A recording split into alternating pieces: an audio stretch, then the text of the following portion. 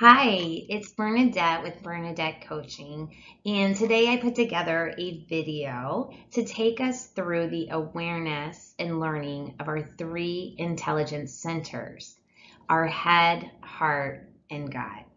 I hope you enjoy, and please leave comments and feedback of what you would like to learn more about. Thanks.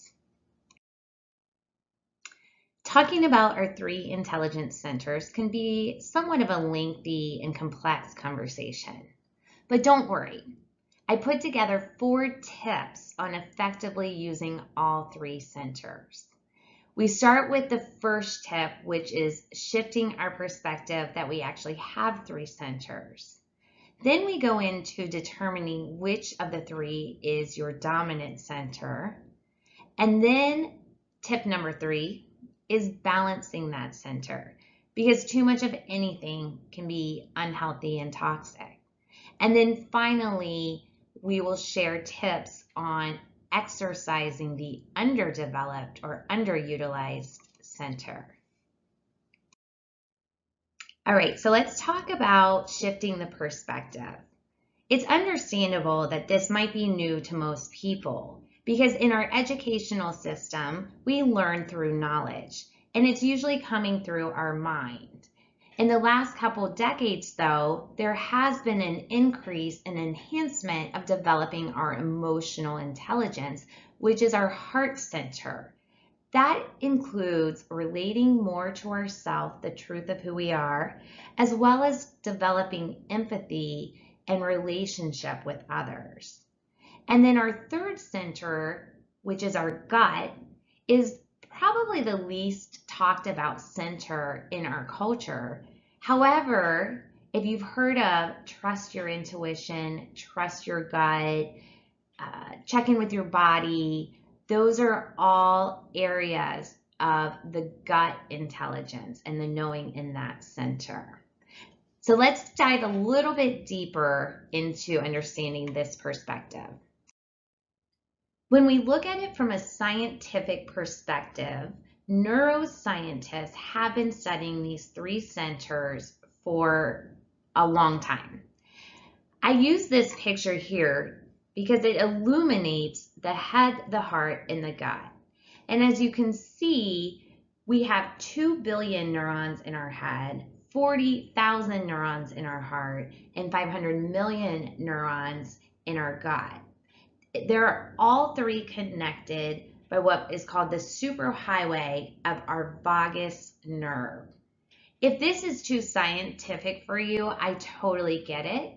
But what's important to know is that these 3 centers have these dense neuron informational paths, and they're all connected by one superhighway. That's why it's so important to become aware that we're not just operating from our head. We're operating from our heart and our gut. And the work is around understanding how you're operating as an individual, which one's dominant and which one's least dominant, so we can get you back in line. So going beyond the scientific information about these 3 centers, here's a little bit better understanding of how these 3 centers operate slightly differently. The gut is all about our instinct and intuition and directly engaging in the world. I often share with clients we can't think our way into our gut. It's just that energy and sensation coming from that gut center. Our heart is about reaching out to the world and our inner life and emotions and memory. We use the term empathy and compassion and understanding, relating, connecting. That's all driven from the emotional heart center. And then our head is about observing the world, the inner life of logic, reason, detailed, and future plans. So hopefully you can see how these 3 centers have different operating functions, but how they all work together in creating our individual experiences. Tip number 2 is to determine your dominant center. So I shared a little bit in the last couple of slides, and I'm just curious if anything is starting to light up. What does the top one jump out as? Maybe that's it. It's a great place to start. Otherwise, you can reach out to me and schedule a free 30-minute consultation, and I can support you in an assessment. And I also use an Enneagram test, which is a personality typing system that also leverages these 3 intelligence centers. So by taking this test, we'll also better understand your dominant personality types, which aligns to one of these 3 centers and illuminates quite a bit of information that could take years to find out. I've got more information about that at the end of the presentation. As far as understanding our dominant type, I use this as well from a leadership perspective. I believe we're all leaders. And as you can see on this slide, there's 3 different leadership styles when it comes to head, heart, and gut. And it creates the illumination of which type you might be operating as, your family, your work, and our culture. What we're looking to create here is a balance or collaboration of all 3. Head types are about thinking and logic and coming up with ideas and structure. Heart types are about balancing the people and the business needs, creating trust, developing compassion, creating environments where people are really committed. And the gut type is about taking risks. They have an inherent strength in assessing risk and reward. They're tenacious. So as you can see, all wonderful qualities, and also how important is it to have a balance of all 3. So in order to balance all 3, we start with balancing our dominant type. Here's quick tips on each of the types. So if you know that you're a head type, meditation daily is the way to balance that monkey mind. Heart types can practice journaling 20 minutes a day.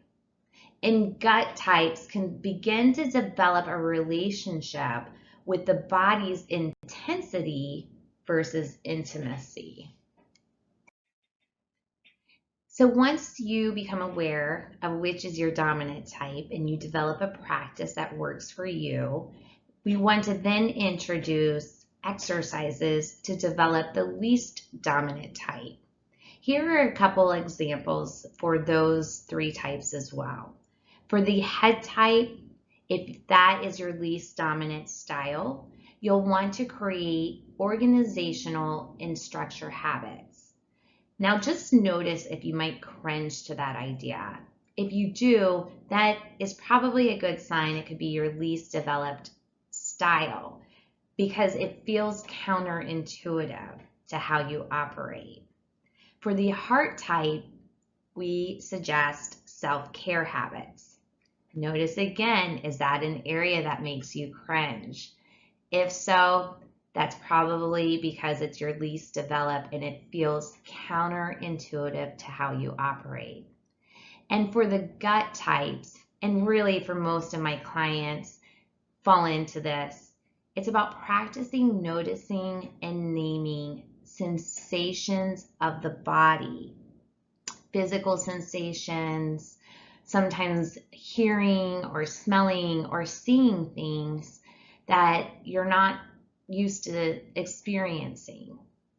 And the reason this is so important to develop the somatic intelligence in our gut brain is because we can't think our way into our gut. We can't read a book to learn how to enhance our gut. We have to just practice by noticing and naming sensations. And before long, you'll instinctually be knowing what's your intuition.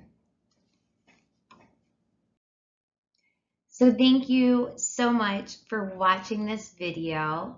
Again, if you have any feedback, comments, want to learn more, reach out. You can schedule a 30-minute free consultation at bernadettecoaching.com, as well as here's the resource if you want to learn more about the Enneagram. Thank you, and with so much love and gratitude, I'll see you next time.